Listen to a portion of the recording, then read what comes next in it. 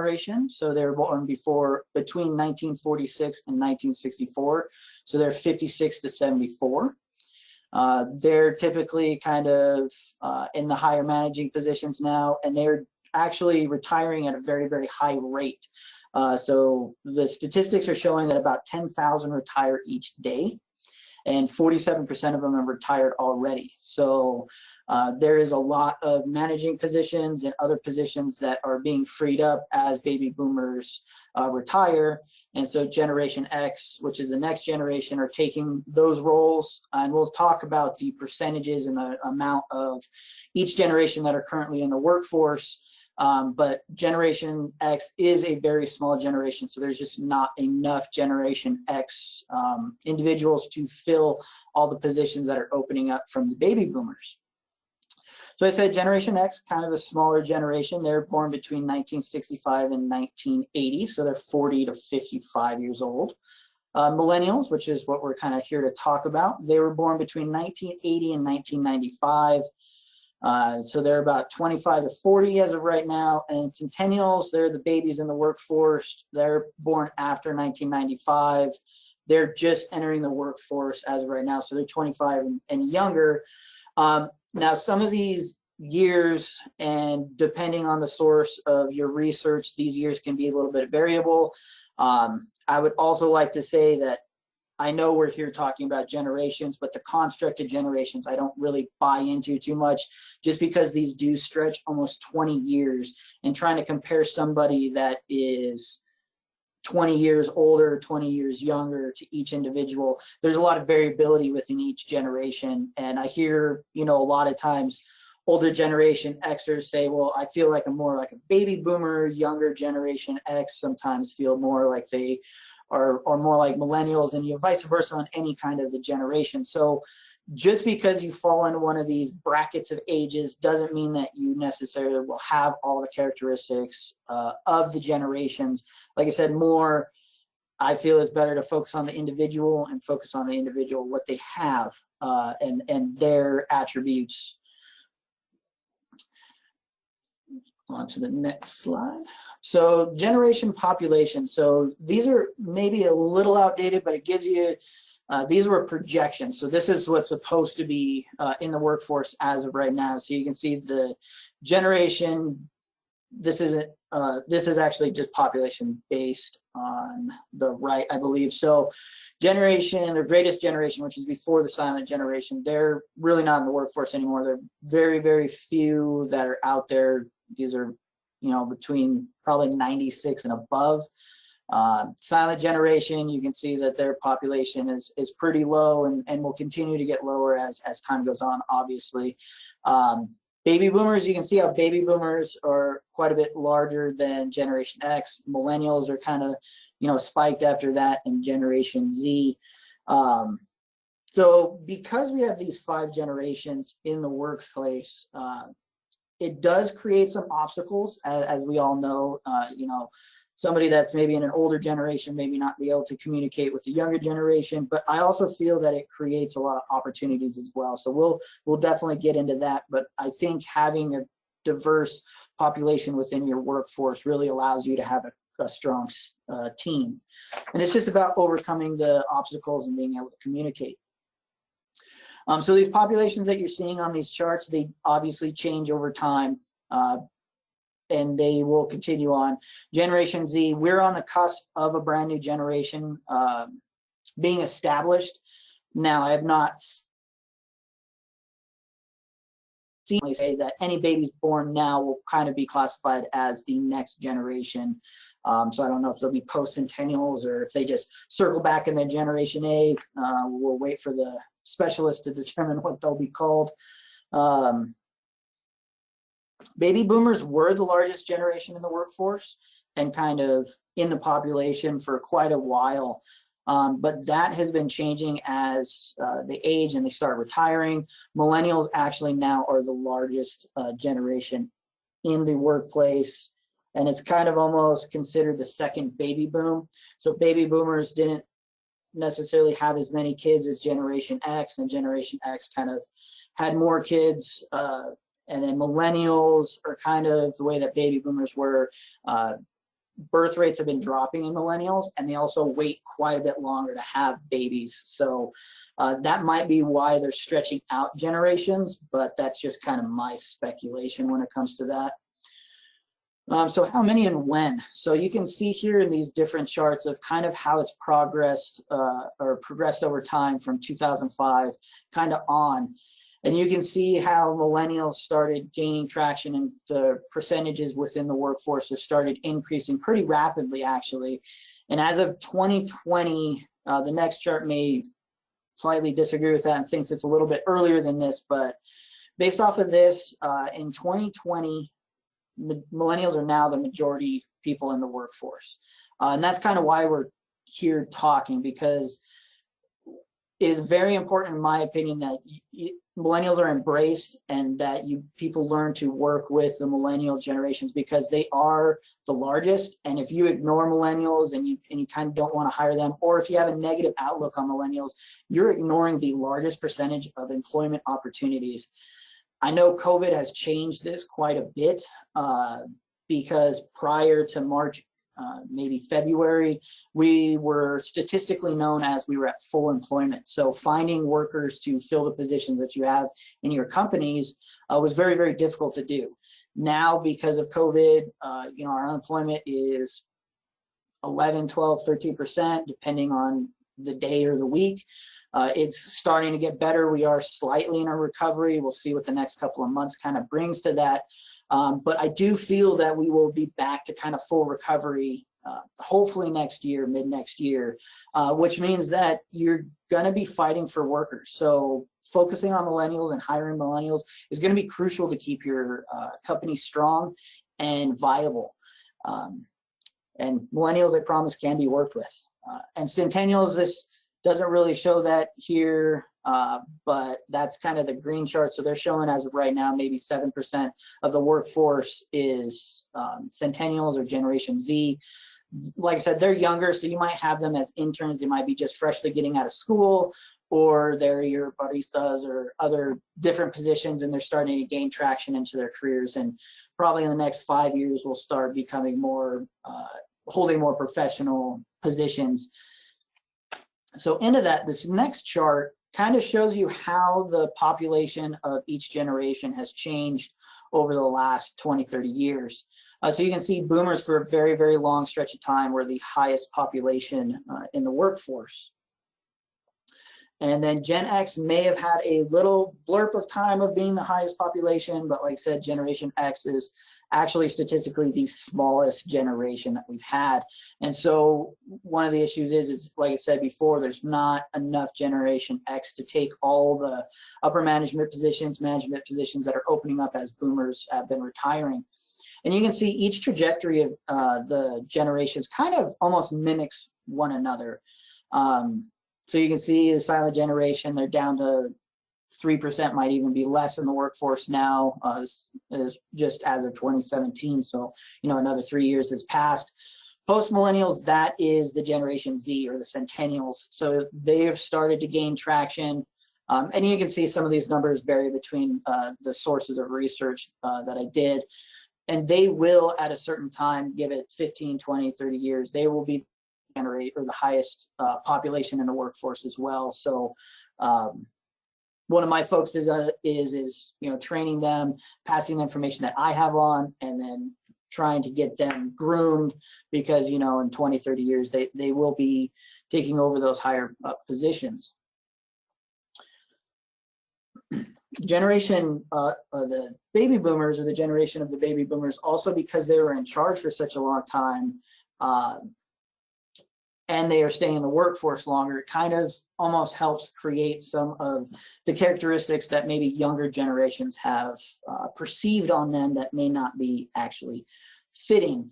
And the reason we're talking about all of this is I feel it's very important to have an understanding of kind of the populations, percentages, how it changes over time, and then understand each generation and the attributes, maybe their shortfalls and whatnot, just so we have a general basis once we get into kind of more focusing on millennials, how to work with them, and how millennials should be working within the workplace as well.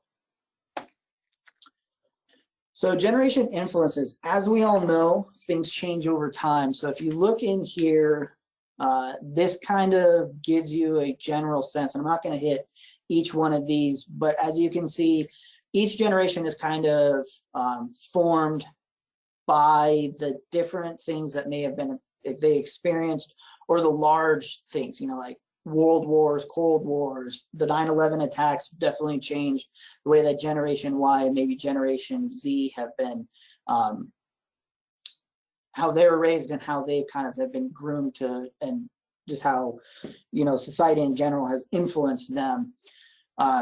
Definitely environmental changes are starting to kind of more change the way that maybe Generation Z and Generation Y look at the world.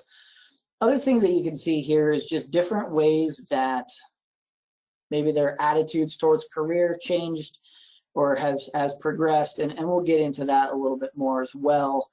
Signature products, we're going to get into that as well. I focus more on technology versus maybe, as you can see, like the automobile from Maturists. They obviously, the automobile was a lot more prevalent for them than it was for the greatest generation.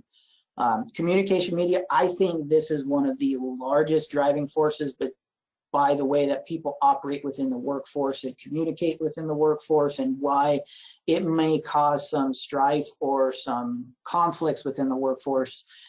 If one generation is used to communicating in a certain form, they may perceive as the way that a younger generation is communicating might be disrespectful or not appropriate, but that's kind of the way that they're comfortable with and the way that they want to communicate.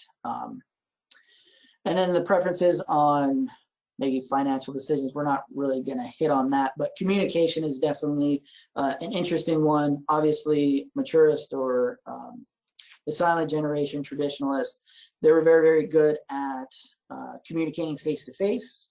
Baby boomers were also very good at communicating face-to-face, but they started experiencing more computers and phones and things like that in the workforce.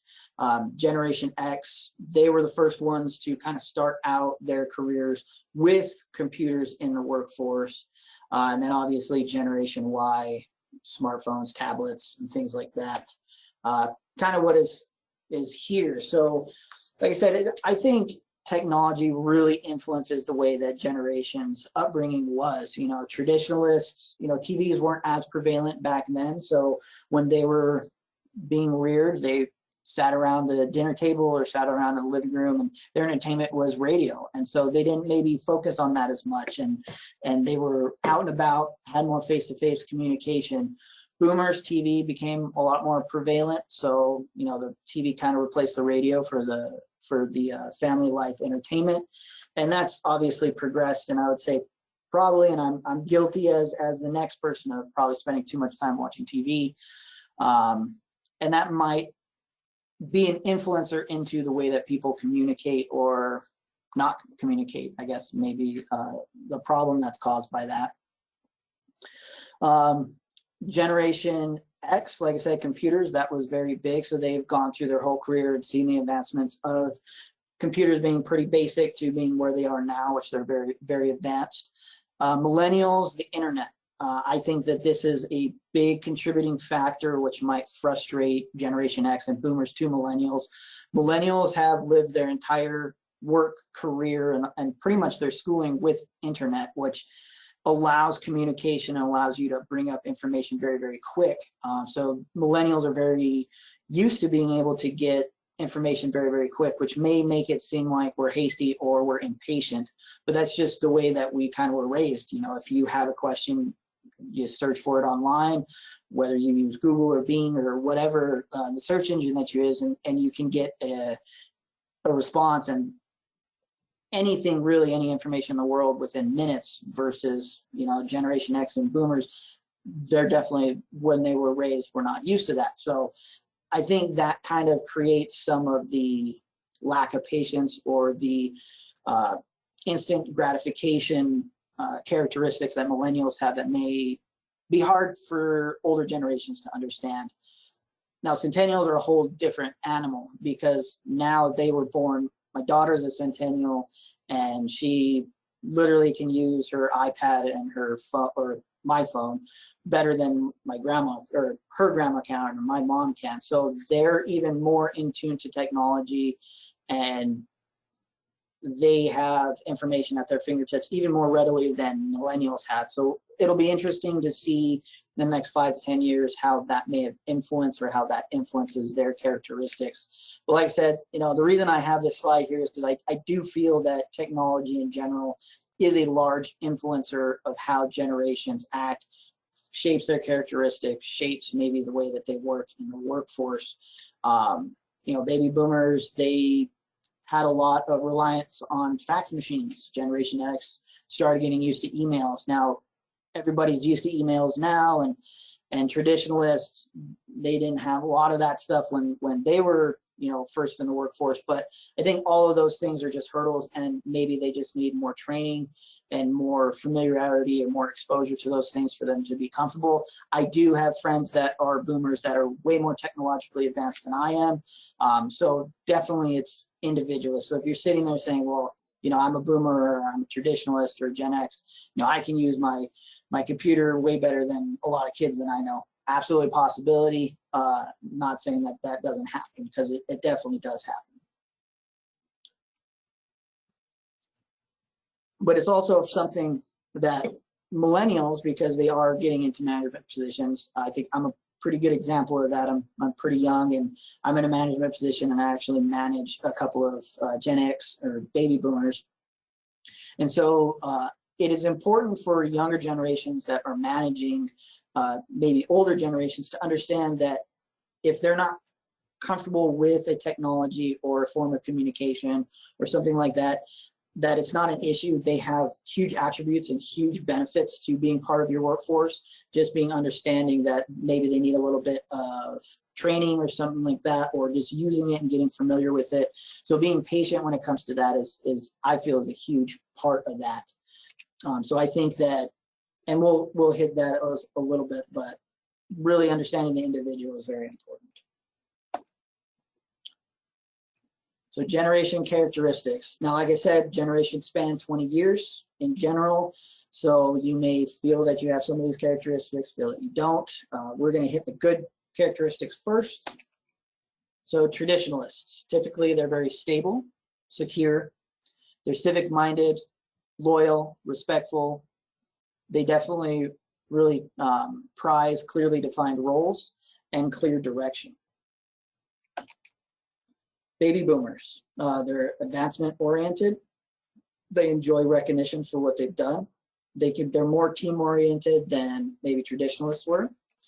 They're promotion driven, and I feel that's because they are definitely close to retirement or getting to the retirement age. So you definitely want to be doing as best as possible when you retire, so your retirement can be as comfortable as possible. They have vision and missions. They're democratic. This is not a joke. This is not a political thing. Democratic is just more of the way that they operate, more of a democratic society where they will listen to other people, be more open to having, you know, the input from them, and may not just make an executive decision without consulting their team. They can be more independent, and they're defined by the company. So that's a big difference that you'll see as the other generations have progressed, that the way that you define yourself has changed over time. Baby boomers, definitely, if you ask them, you know, tell me about yourself, they're going to tell yourself about a couple different characteristics, and they definitely will probably include what company they work for because it's part of their identity. Generation X, the last bullet point, they're more defined by their profession. So instead of saying, well, I work for such and such company, they're going to say I'm an estimator, I'm a project manager, or whatnot. They're more defined by their profession or the position that they hold. They're more flexible. So Generation X was one of the first generations to really take into account home life versus work life and have that balance. They're results oriented, they're efficient, they're a little bit more informal in general than baby boomers, but I would say they're probably a little bit more formal than the younger generations. They're looking for opportunities for development. They like team-based projects. And so, like I said, Generation X, they're getting into their 50s, so they're looking for career advancement as well, just like baby boomers. Pretty much, really, in general, everybody's looking for career advancement, but it's one of the defining characteristics. Millennials, so in general, they're positive, they're collaborative, they're flexible and fun. Surprise, surprise, they are respectful, as long as communication is laid out early, I feel. They're very achievement oriented. Now, this is something that I hear a lot, and we'll get into the negative characteristics of generations. I don't really buy into them very much, but a lot of the things I hear is that they're lazy, they don't really care.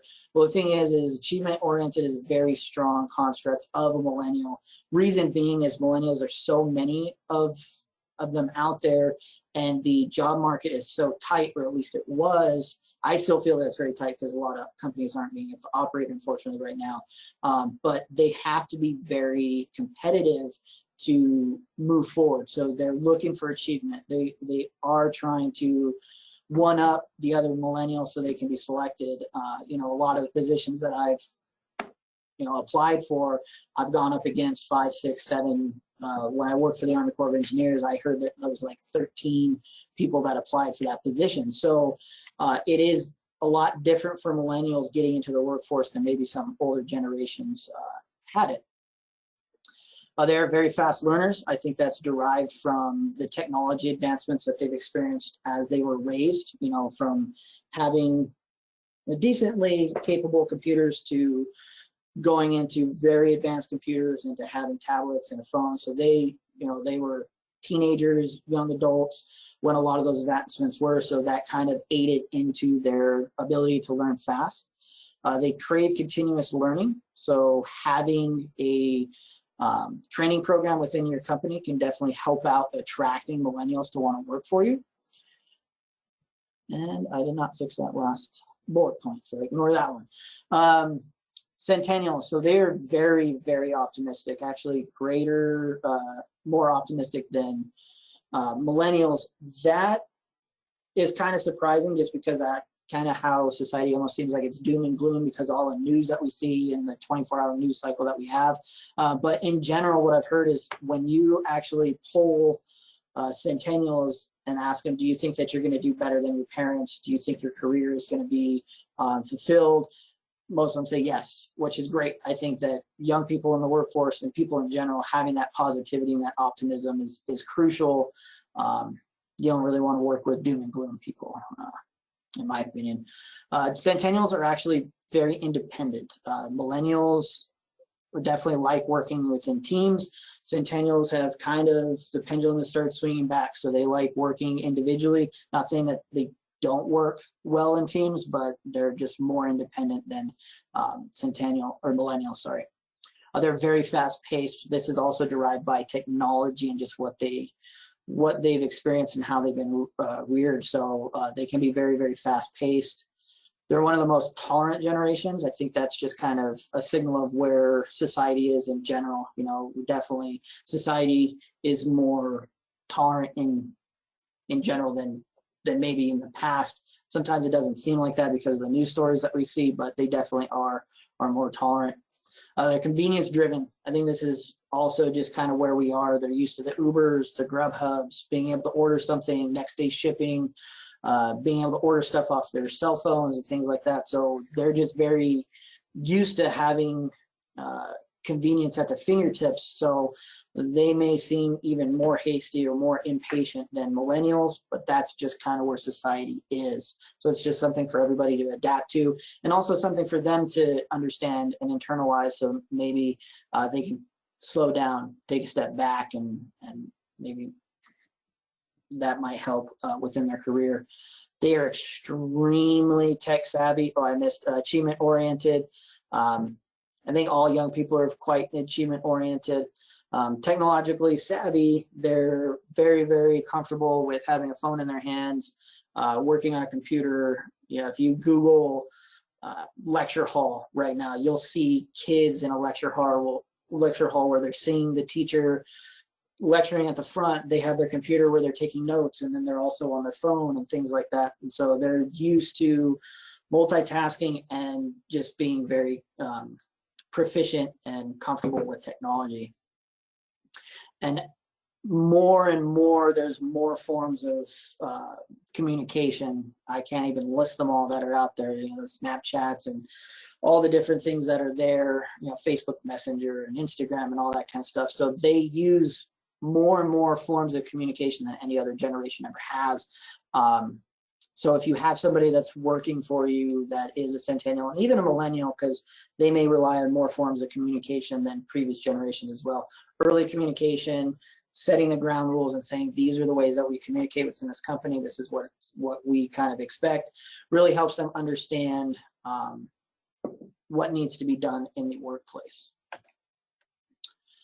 So generations and their skills is kind of a continuation of the previous one. So traditionalists, they're productive, they're very knowledgeable, they're most experienced. They believe in self-sacrifice. You know, they're raised right after the Great Depression, so they understand that they're also the least wasteful. So because of that, interpersonal skills, like I said, they were raised and they're in the workplace before cell phones, before a lot of these different forms of communication. So a lot of them were very used to interpersonal communication. So they have very strong skills when it comes to that, very strong verbal skills, very timely, and they do work well alone. So understanding these characteristics of each generation, you can kind of leverage them within your team if you're fortunate enough to have a traditionalist that works with you or for you. And if you work for a traditionalist or with a traditionalist, I say any generation that's younger really should take that and run with it and try to absorb as much information from them as possible. I think it really bodes well if you have that opportunity, because they've been able to experience a lot, see a lot, so you can learn from their experiences that you may not have had yourself, just in case you do end up experiencing that, you'll know how to handle it. Baby boomers, they're very productive, very hardworking. They are team players, experienced and collaborative. So they definitely kind of the adage is they live to work, not work to live kind of deal. That has changed. They also were raised that it was the way that you were seen as being productive at work is you work longer than your boss. You do not leave earlier. So that's where one of the perception differences that I see between millennials and baby boomers. And I kind of want to lay this out. I feel that the biggest not necessarily argument, but the most conflict is between baby boomers and millennials, which is kind of odd to me, but it does seem like baby boomers and millennials maybe have the most difficulties communicating. And so baby boomers managing a millennial, and millennials like, I'm done with my work, I'm headed out for the day, they may perceive that as being disrespectful or they're being a slacker or something like that. It's just the differences in the way they were raised and kind of the different constructs that they've had in work. And so no longer is it, oh, if I'm not, I need to stay longer than my boss to be productive or seen as being, it's just millennials don't see a need to sit behind a computer and not do anything just to be perceived as being productive. If you get your work done, they see it kind of as that's kind of the end goal, right? So Generation X, prioritizing non-disruptive in the workplace, respectful to company culture, good work ethic, adapt to changes very well. This is because they've seen, once again, that technological advancement through their work life and their work career. So they've had to adapt. Everybody has, but really Generation X has seen a very large change in the way that things are done. Millennials are tech savvy. They're enthusiastic about their jobs, innovative, inquisitive, fast learning, creative, pragmatic, and they do look for new processes. This also can cause some friction and some conflict in the workplace. Baby boomers, Generation X, they're used to, well, this is the way the company does it. They're used to a hard, fast process. And millennial kind of has been raised and through the schooling and doing things of trying to find the most efficient way of doing it. And so they may, instead of going A, B, C, they may see a way that they can go to A to C. If that's not the way that the company wants or needs to operate, and that B step is very, very crucial.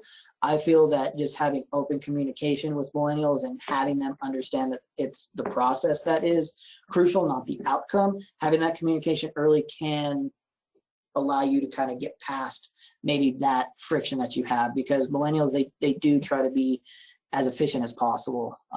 It's just kind of derived from school. Centennials, I could probably add a couple of varies in front of this, but very, very tech savvy. Balance of tech and face-to-face communication. So this is kind of ironic. Millennials may rely more on electronic forms of communication than centennials. Once again, that pendulum kind of swings back and forth. So centennials actually do enjoy having some more face-to-face communication, which I feel is a good thing. They're very fast-paced. They're multitaskers. There's pluses and minuses to that. They're independent and they are very motivated. I think that is in general, but I think it also comes from them being young. So generations, bad stereotypes. I have a big red thing down here that says it's wrong. I don't agree with these. This is just kind of from, honestly, searching online, asking people. These are bad characteristics that I see or have heard from people of generations of not of that generation. And it's funny, I think the last time I did this presentation, it was said to me that, oh, I really enjoyed seeing the good things, and it was like, yeah, that's me, and then seeing the bad things, like I've never heard that, or I don't feel that I'm those. So by no means do I think that these are actual negative things about a generation. I think a lot of negative attributes may have happened when people are younger in the generation, have kind of stuck with them, especially millennials. But we'll go through it because it's kind of good to understand how other generations may see your generation, or how you might be perceived as seeing someone else's, so you can overcome these things. So traditionalists, they're slow, they're stubborn, they're old school, they're bad with technology. I think once again, this is mostly derived from age. You know, they're not going to be as fast paced as somebody that's much younger than them, but they're very, very knowledgeable and a huge asset if you are lucky enough to have one in your workplace. Boomers, they're self-important, they're controlling, arrogant, rude. It's their way or the highway. I think a lot of these attributes come from the fact that they have been the largest population of the workforce and in managing positions for a very long time. So that's where I think a lot of this is derived from. Generation X, they're cynical, they're ignored, angry, feel passed over, frustrated with the generations on either side of them. So Generation X, I do hear complaints from them about millennials as well. I think everybody kind of complains about millennials, unfortunately, but a lot of these bad characteristics may be being perceived because they were the smallest generation, or are the smallest generation, and sometimes companies have groomed millennials to take management positions, and there's just not enough Generation X to fill all the management positions. So having that low population within the workforce in total within the United States, or however far you want to kind of expand it, kind of has required millennials to get into management positions. So sometimes they feel, ignored, or they feel passed over. So there is traditionalists are also the silent generation. There's a lot of different terminology. One of the terms that I've come through with my research of Generation X is kind of the lost generation. I don't really like that term, but that is also kind of attributed to these negative characteristics and things like that. Millennials, I could have probably listed way more than this, but they're lazy, they're snowflakes, they're entitled, sensitive, stupid, not reliable, they don't want to work, always late, and unmotivated. So I think a lot of this, like I said, comes from when they were younger. I think young people coming into the workforce, and just in general, teenagers, everybody knows how a teenager or a young 20-year-old may be. They may have a lot of these negative attributes and that's just kind of stuck with them. You know, so if you experienced something 10 years ago with millennials and they kind of had these negative attributes, it's hard to break those and hard for you not to see them. You know, as they always say, first impressions are the most powerful. So I feel most of these negative attributions were from quite a while ago and they just kind of stuck there. But some of it is through raising, right? And through the way that they were raised. And I always say this during my presentations when I'm talking about generations. You know, Generation X and boomers love to complain about millennials. But keep this in mind. Boomers and Generation X were the ones that raised millennials. So you created the beast you don't like. So just keep that in mind. You know, you say that they're entitled, they want a medal for everything. Well, that's because in school they gave ribbons for everything, and they kind of wanted that feedback. And giving feedback is not a bad thing. Just because you didn't have that same amount of feedback when you were being raised or you're early in your career doesn't mean that it's not appropriate or not okay to do it moving forward. And it's a lot easier to give someone a pat on the back and keep them motivated than to not do that pat on the back and then you demotivate a whole sector of your workforce. So it's just important to know these and kind of know how you can work around them. Centennials, they're always on their phones. They're too reliant on technology. They have no attention span and they lack focus. I think a lot of this comes from the multitasking and the way that they've been raised and in school. You know, even in college, like I said, you can look at a lecture hall and they're on their computer, they're on their phones, so they'll be, and sometimes even on a tablet, so they might be bouncing back and forth from one thing to another thing. It allows them to multitask extremely, extremely well, but it also can kind of hamper their attention span and maybe their focus. So if you have somebody that's a centennial in your workforce and you see these negative attributes, you can take them to the side and talk to them and say, hey, I really need you to focus on one task before you move to the other. Like I said, communication really is the one key that allows you to overcome a lot of these negative things that that you might be attributing to different generations that work with you or for you or that you work for. But once again, I don't really agree with these. So don't hate me that I said all of that. So I have this slide because this is why I don't like thinking generationally, and I do not really like attributing negative characteristics to a group of people or grouping people in general. So if you're thinking generationally or as a group, it ignores the individual. You can find extremely hardworking millennials, you can find extremely hardworking centennials, but if you group them as a lazy snowflake millennial, you're ignoring the fact that you might have a diamond in the rough of a very good worker. So it's very important that you think individually, not as a group. It creates stereotype thinking. Like I said, if you start grouping people together, you're ignoring their actual individual attributes, and it's just not good to do because then it may establish negative ways of thinking. Creates teams and sides, so it can actually create conflict in the workplace. You don't want to work in a workplace where you have 5 people over here that are baby boomers, 5 people over here that are millennials, and it's almost like 2 sides of a war, and every day you go into work, it's like being in a war place. It's not a good thing to do, and that can also very much hamper motivation and enthusiasm to be in the workplace.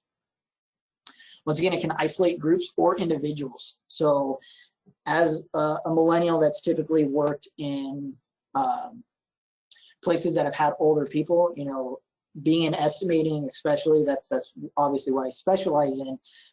Estimators are much older in general. So being young going into an estimating team that's much older, if you feel isolated, if you feel that they think down on you because you're a millennial, that's really going to isolate you from the group. And in a larger workforce, you may have 3 baby boomers working with a bunch of millennials, like in a tech company or something like that, and they may feel isolated. So that isolation can really stifle motivation, really hamper your ability to operate within a workforce. So it's also a very negative thing. Generations also are not real. Everybody, they're there. People classify them as that, but like I said, how can you define somebody that's 20 years older than another individual as the same thing? So it's just, I see it more as a slow progression of just the way that people are versus just blocking them into quote unquote generations. As I mentioned numerous times, it interferes with a cohesive workplace. It really, really can cause negative things to happen within your workplace. So I definitely encourage people not to think generationally. Don't even try to have it in your mind. Just understand the individuals. It also may cause people to display bad characteristics. You know, if you're going to be considered guilty for doing something and it doesn't matter what you do, it could cause that person to have or to display that negative characteristic that you're artificially putting on them. So it's just not good to do. Can create barriers, and I think everybody knows how I feel. It very much lowers productivity. So thinking generationally, very, very bad. Thinking individually, very, very good. But understanding that each generation may have the ability to have different attributes. So if you're looking for certain attributes, it may allow you to look at, okay, well, maybe I need to look at this generation, but doesn't mean that you're always going to find that within that generation. So individually is definitely much better. Now what we're all here for, millennials, the worst generation, the lazy ones, the unmotivated ones. Like I said, I don't think this is very true. I think there's a lot of things that have been attributed to millennials, like I said, from when they were younger. What people need to understand, millennials now are 30 to 40 years old. They have kids. They have huge motivation to be productive, to be part of the workforce. And they also are the largest part of the workforce, as I mentioned earlier. So millennials are very driven. And I really think that embracing millennials can do a very, very be a very big benefit to your company. So how do you motivate them? How do you get a millennial that maybe you've been having issues with to work appropriately within your company culture, or you're looking to hire one? How do I deal with them once I have them on or in my workforce? Big one's proper guidance, laying out early what you're expecting of them. You have to remember, millennials, when they went to school, they had a syllabus that told them every single day, this is what you're going to do, this is when your assignments due. So they like structure, they like that guidance. And that's, if they don't have that guidance, that's why they're asking questions. They ask a lot of questions. So giving that guidance early definitely will help a lot. They need that structure. Like I said, it comes from school. If they understand the structure and it's told to them early, they're going to work well within that structure. You need to be okay with questions. You know, I hear a lot of baby boomers and Gen X that says, why can't that millennial just go to their desk?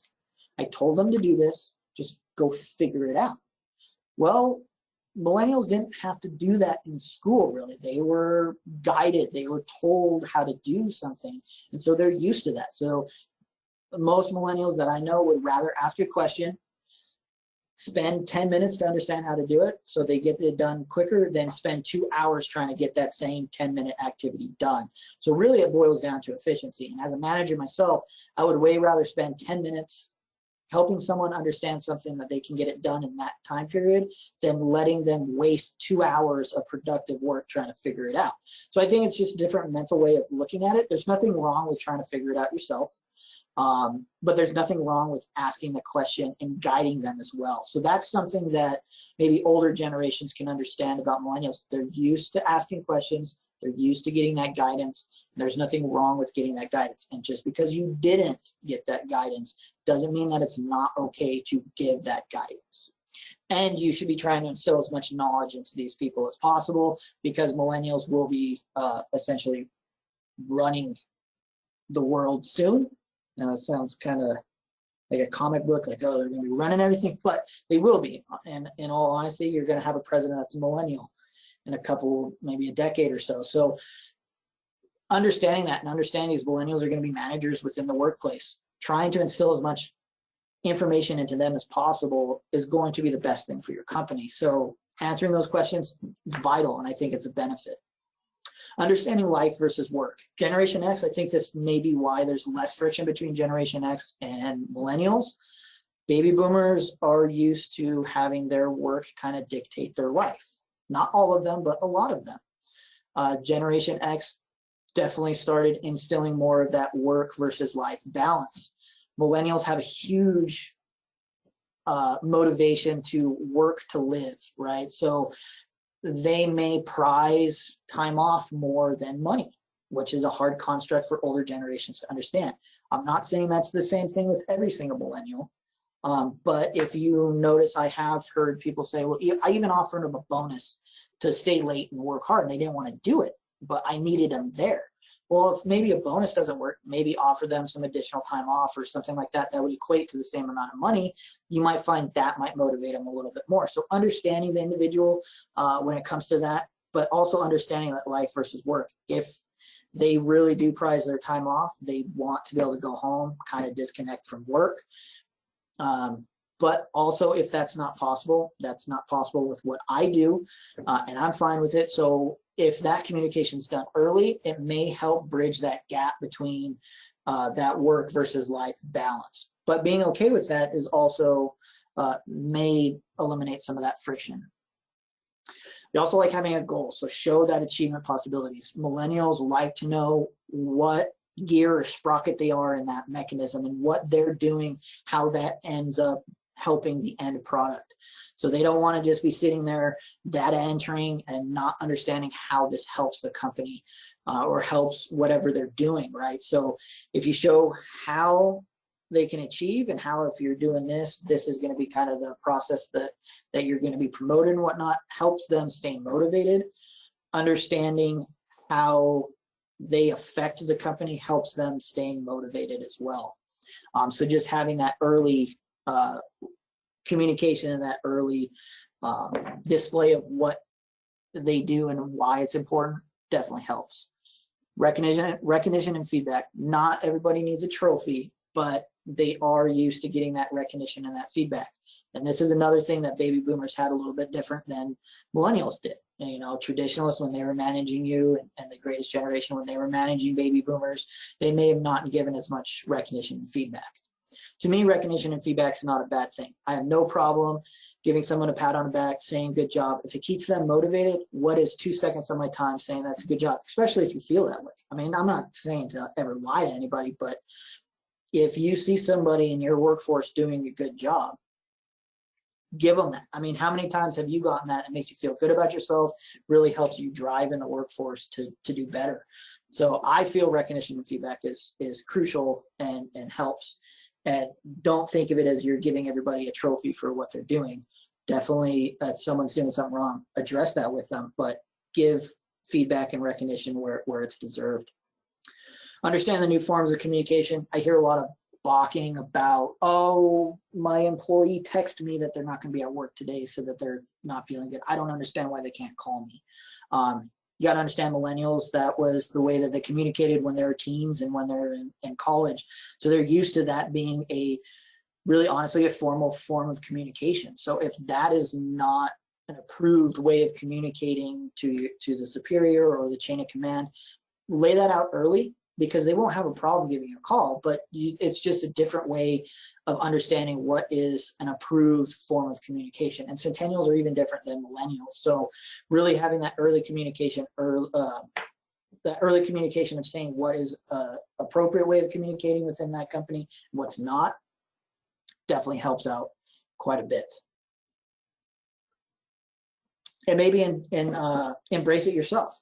I text my boss, and he's a baby boomer, and he's okay with it, and he enjoys it, and he texts me stuff as well. As you know, it's a very efficient way of just getting a thought out to somebody or getting a quick direction out to somebody. So sometimes these new forms of communication can be more efficient than the ones that you're comfortable with or the ones that you're using.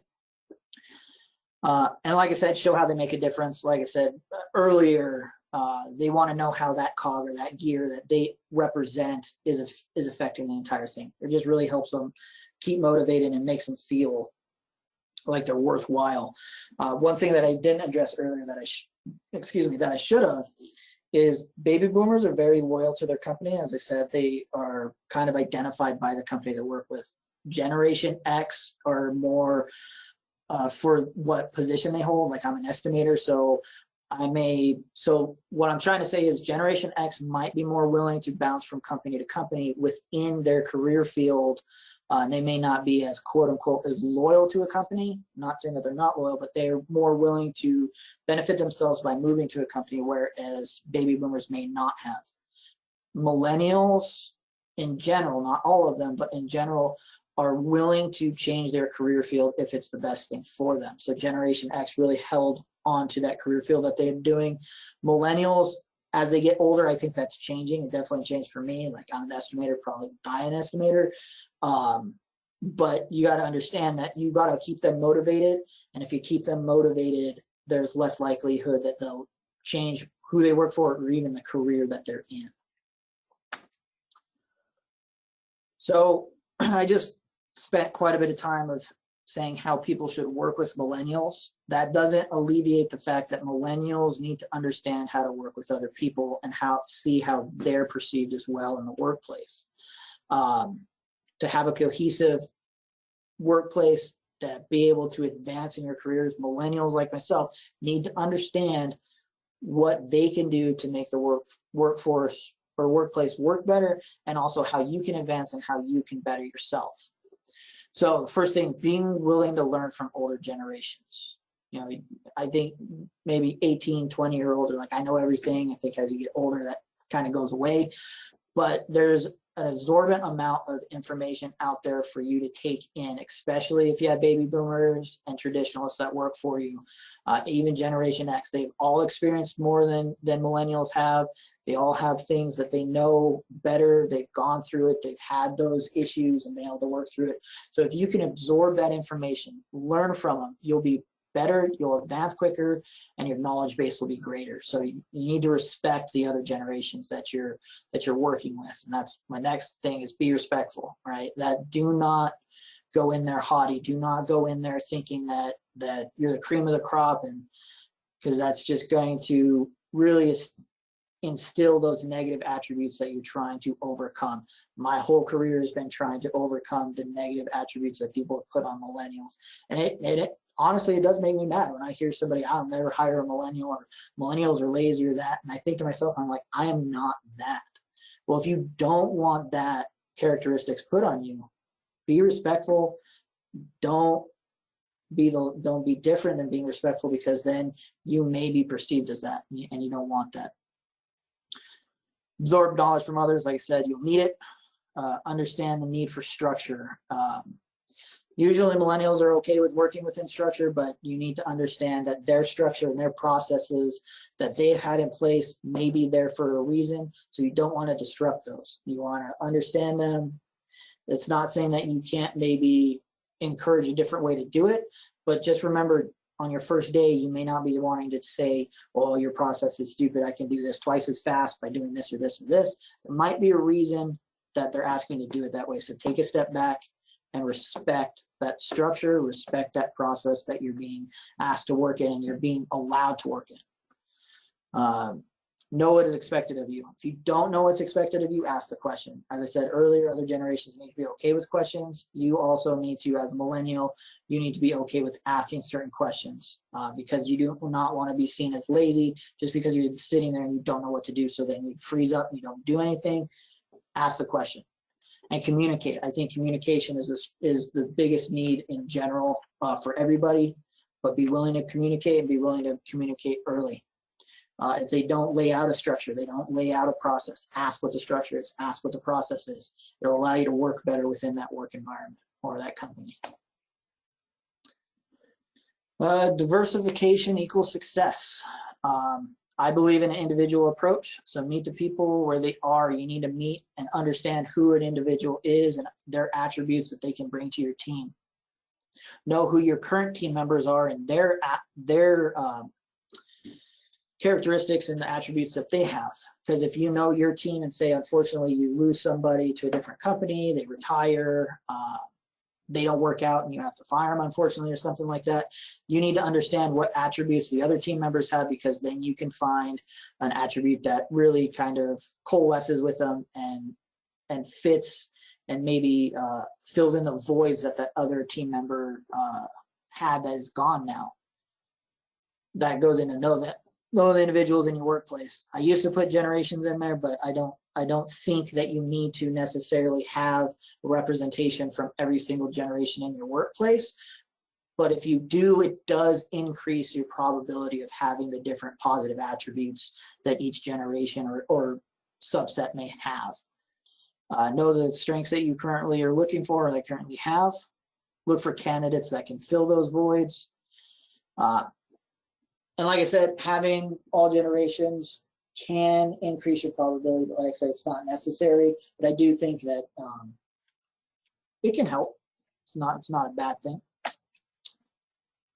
So that's everything that I had. I know I talk extremely fast, and that was a lot of information presented. Every time I do this presentation, I always say different things and approach it kind of differently, but definitely open for questions and open for open discussion. Usually when I'm giving this presentation, pre-COVID, it was to a group of people, so I would be fielding questions the entire time that I'm giving this presentation. So definitely if anybody has a question,